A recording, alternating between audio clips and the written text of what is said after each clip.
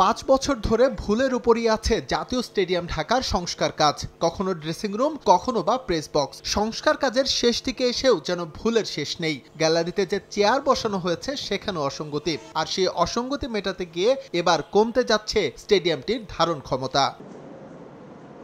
একসময় ৩৬,০০০ ধারণ ক্ষমতার ঢাকা স্টেডিয়ামের এখনকার ক্যাপাসিটি সব মিলিয়ে ২২,৬৯০। সেখান থেকে মাইনাস হতে যাচ্ছে ভুল করে বসানো পি ব্লকে ৬০৫টি আসন। সময় সংবাদে খবর প্রচারের পর চেয়ারগুলো এরই মধ্যে শনাক্ত করেছে এনএসসি। বাফুফে সম্মতি দিলেই যা সরিয়ে ফেলবে ক্রীড়া পরিষদ। আমরা চিহ্নিত করেছি প্রায় ৪০৫টা চেয়ার এরকমভাবে বসানো হয়েছে এবং আমরা শর্ট টাইমের মধ্যে এটা তুলে ফেলবো এবং আমরা অলরেডি এটা নিয়ে আমাদের কনসালটেন্টের সাথে কথা বলেছি, তাদেরকে সেখানে পাঠিয়েছিলাম। আমরা বাফুফের সাথে সার্বক্ষণিক যোগাযোগ রাখছি এবং তারাই আমাদেরকে বলেছে যে আপাতত থাক, মার্কিং করেন, তারপরে আমরা একবার এটা তুলে ফেলবো এবং উইদিন টাইম আমরা এটা তুলে ফেলতে পারবো। জাতীয় স্টেডিয়াম ঢাকার অনেক কিছুতে সংস্কারের ছোঁয়া পড়লেও দক্ষিণ গ্যালারির সামনে বিস্ফোরণের মতো দাঁড়িয়ে আছে অ্যাথলেটিক্স বক্স, যেটা সরিয়ে ফেলার পরামর্শ দিয়েছে এএফসি পর্যবেক্ষক দল। বিষয়টা না জানলেও পদক্ষেপ নিতে চায় জাতীয় ক্রীড়া পরিষদ। এএফসির অবজারভেশনের বিষয়টা কিন্তু আমি জানি না। আমার বাফুফে যখন এএফসি যখন ছিল, আমাদের ইঞ্জিনিয়ার সাহেবরা ছিলেন, তো ওনারা এটা বলতে পারবেন। আমার কিন্তু এটা ধারণা নেই।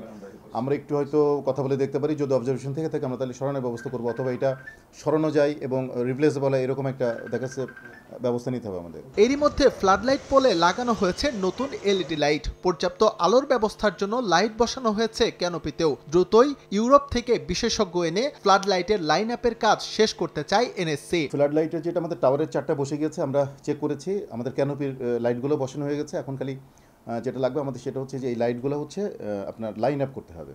তো লাইন আপ করার জন্য এটা হয়তো দুজন এক্সপার্ট আসবেন বাইরে থেকে, ইউরোপ থেকে আসার কথা আছে, তারা এসে জাস্ট একদিনের ইস্যু আছে আর কি। তবে বাফুফে মাঠ বুঝে নেয় সেখানে আর কোনো সংস্কার করবে না জাতীয় ক্রীড়া পরিষদ। সব কাজ শেষে ২২ মে ফুটবল ফেডারেশনের কাছে স্টেডিয়াম হস্তান্তর করবে এনএসসি। এস এম ইকবাল, সময় সংবাদ, ঢাকা।